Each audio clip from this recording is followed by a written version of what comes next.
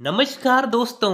हम बात करने वाले हैं आरपीएफ कांस्टेबल 2025 5 मार्च की जो सेकंड शिफ्ट है ना, उसमें आए हुए जीके और जीएस के प्रश्न के बारे में। उससे पहले यार आपकी जानकारी के लिए बता दूं कि सारे के सारे क्वेश्चन एकदम ऑथेंटिक हैं, तो उसकी चिंता आप लोग मत कीजिएगा। लेकिन उससे पहले अगर वीडियो पर पहली बार आए हो तो वीडियो को एक लाइक दबा दीजिए और जो चैनल है ना उसे सब्सक्राइब कर दीजिए यार। आपके एक सब्सक्राइब से बहुत मोटिवेशन मिलता है। तो चलिए शुरू करते हैं। गाइस, हमारा पहला क्वेश्चन है कि स्वतंत्र भारत की पहली महिला कैबिनेट मंत्री कौन है? तो कपूरथला के राजा हरनाम सिंह की पुत्री राजकुमारी अमृत कौर देश की पहली महिला कैबिनेट मंत्री थी। उन्होंने स्वतंत्र भारत की पहली जवाहर नेहरू सरकार में वर्ष 1957 में स्वास्थ्य मंत्रालय संभाला था, ठीक है। और राजकुमारी अमृत कौर का जन्म 2 फरवरी 1889 को उत्तर प्रदेश के नवाबी शहर लखनऊ में हुआ था, ठीक है। हमारा नेक्स्ट क्वेश्चन है कि गांधी और इरविन समझौता क्या था, ठीक है। 5 मार्च सन 1931 को लंदन द्वितीय गोलमेज सम्मेलन के पूर्व महात्मा गांधी और तत्कालीन वायसराय लॉर्ड इरविन के बीच एक राजनीतिक समझौता हुआ, जिसे गांधी इरविन समझौता कहते हैं। इसे दिल्ली पैक्ट भी कहते हैं। ब्रिटिश सरकार प्रथम गोलमेज सम्मेलन से समझ गई कि बिना कांग्रेस के सहयोग से यह फैसला संभव नहीं है, ठीक है। हमारा नेक्स्ट क्वेश्चन था कि संविधान का 7वां भाग किससे संबंधित है? तो भारतीय संविधान का 7वां भाग पहली अनुसूची के भाग बी के राज्य से संबंधित था। इसे संविधान अधिनियम 1956 द्वारा निरस्त कर दिया गया था।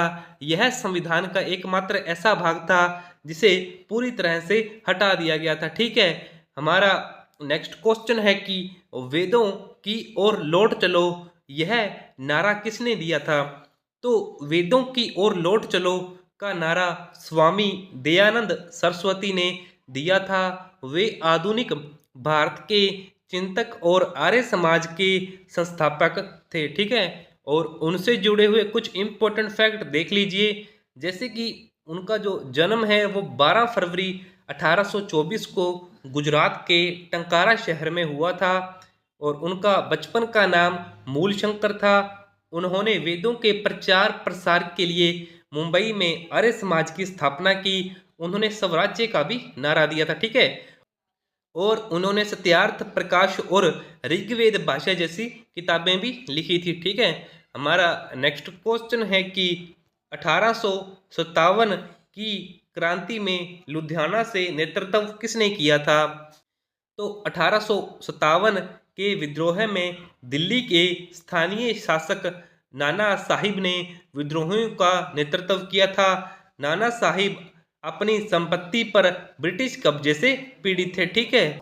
और 1857 के विद्रोह के कुछ और नेता भी देख लीजिए, जैसे कि मंगल पांडे, रानी लक्ष्मीबाई, बहादुर शाह जफर, तात्या टोपे, मान सिंह, कुंवर सिंह, झलकारी बाई और पीर अली खान आदि सभी संबंधित हैं, ठीक है। हमारा नेक्स्ट क्वेश्चन है कि किस शहर को भारत की सिलिकन वैली कहा जाता है? तो बेंगलोर का नाम पहले बेंगलुरु था, जो भारत के कर्नाटक राज्य की राजधानी है। और इसकी आबादी 10 मिलियन है। बेंगलोर को भारत की सिलिकन वैली कहा जाता है। यह देश का तीसरा अधिक आबादी वाला शहर है और दक्कन पठार में स्थित है, ठीक है। बेंगलुरु शहर आपके ऑप्शन में दिया हुआ था, बी नंबर पर एकदम राइट आंसर था, ठीक है। हमारा नेक्स्ट क्वेश्चन है कि प्रतिभा पाटिल राष्ट्रपति कब बनी थी, ठीक है।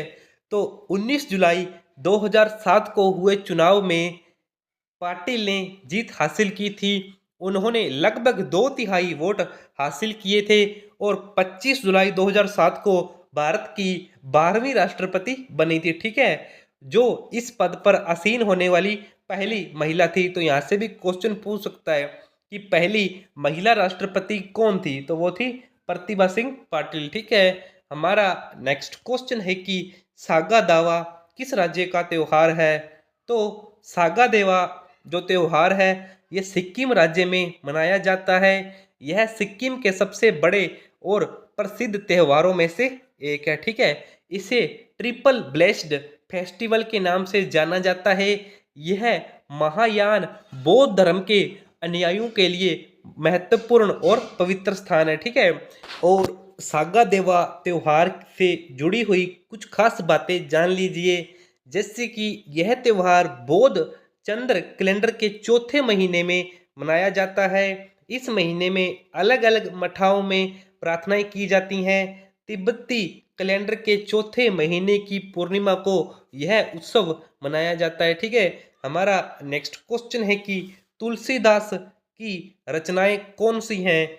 तो गोविंदराजन ने बताया है कि गोस्वामी तुलसीदास ने कुल 12 पुस्तकों की रचना की है। सबसे अधिक ख्याति उनके द्वारा रचित रामचरितमानस को मिली। दरअसल इस महान ग्रंथ की रचना तुलसीदास ने अवधी भाषा में की थी, ठीक है। तो मुझे लगता है कि आपके ऑप्शन में रामचरितमानस दिया हुआ था, वो एकदम राइट आंसर था, ठीक है। हमारा नेक्स्ट क्वेश्चन है कि गंगा का मैदान किन दो नदियों के बीच में फैला हुआ है? तो गंगा का मैदान घग्गर और तीस्ता नदी के बीच में फैला हुआ है।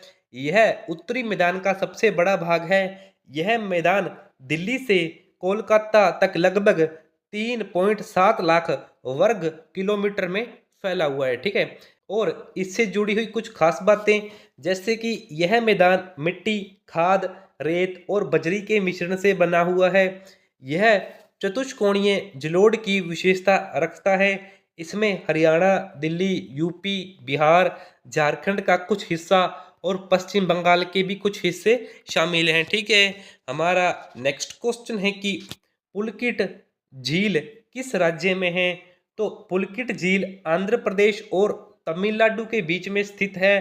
तो मेनली आंध्र प्रदेश आपका जो राइट आंसर होगा। और यह भारत की दूसरी सबसे बड़ी खारे पानी की झील है। इसे पुलकिट लेगून भी कहा जाता है। इससे जुड़ी हुई कुछ खास बातें जान लीजिए। यह बंगाल की खाड़ी के किनारे स्थित है। यह झील भालू के बने बादा द्वीपों से बंगाल की खाड़ी से अलग है। श्री हरिकोटा का मुख्य बादा द्वीप है, जिस पर सतीश धवन अंतरिक्ष केंद्र भी स्थित है, ठीक है। तो ये पॉइंट भी हमें याद रखना है। हमारा नेक्स्ट क्वेश्चन है कि भारत का कौन सा राज्य सबसे बड़ा कपास का उत्पादक है? तो गुजरात भारत में कपास का सबसे बड़ा उत्पादक राज्य है। साल 2023-24 में गुजरात में लगभग 9,056.99 हजार गांठ यानी प्रत्येक 170 किलोग्राम कपास का उत्पादन किया, ठीक है। और कपास के लिए कैसी मिट्टी चाहिए? तो कपास के लिए काली मिट्टी की जरूरत होती है।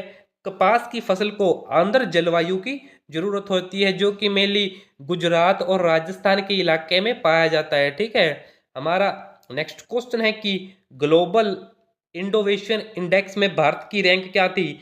तो यही सेम क्वेश्चन कल की शिफ्ट में भी आया हुआ था। तो GII 2024 में शामिल 133 अर्थव्यवस्था में भारत 39वें स्थान पर है। ग्लोबल इनोवेशन इंडेक्स दुनिया की अर्थव्यवस्था को उनकी नवाचार क्षमताओं के अनुसार रैंक करता है, ठीक है। और लगभग 80 संकेतकों से मिलकर बना GII नवाचार इनपुट और आउटपुट में समूहीकृत है, जिसका उद्देश्य नवाचार के बहुआयामी पहलुओं को पकड़ना है। तो यार यही थे आपकी सेकंड शिफ्ट में आए हुए जीके और जीएस के क्वेश्चंस। बाकी अगर आपको और भी क्वेश्चन पता है तो कमेंट बॉक्स में ज़रूर बताइएगा।